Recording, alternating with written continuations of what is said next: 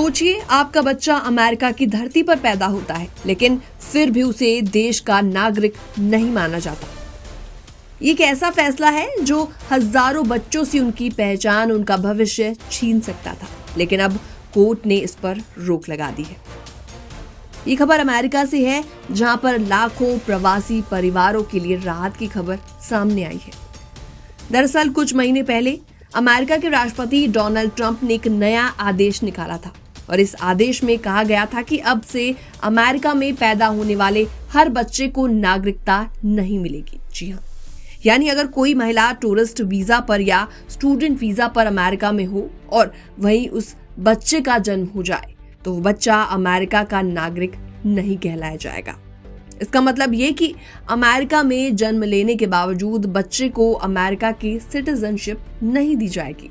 अगर उसके माता पिता अमेरिका के नागरिक नहीं हैं या वहां लीगल तरीके से नहीं रहते तो उस बच्चे को नागरिकता नहीं दी जाएगी।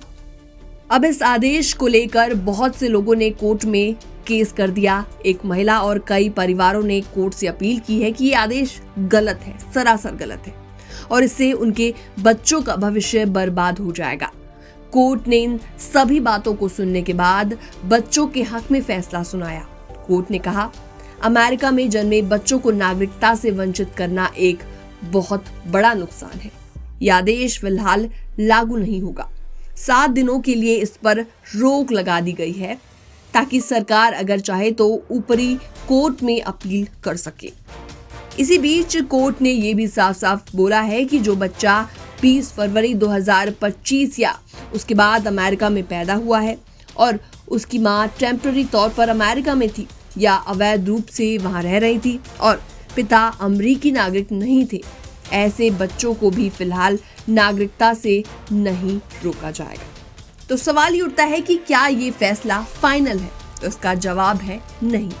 कोर्ट ने सिर्फ अस्थायी रूप से इस आदेश पर रोक लगाई है, लेकिन ये फैसला बहुत बड़ा है क्योंकि इससे उन बच्चों को राहत मिली है जिन्हें ट्रंप का नया नियम नागरिकता देने से रोक रहा था।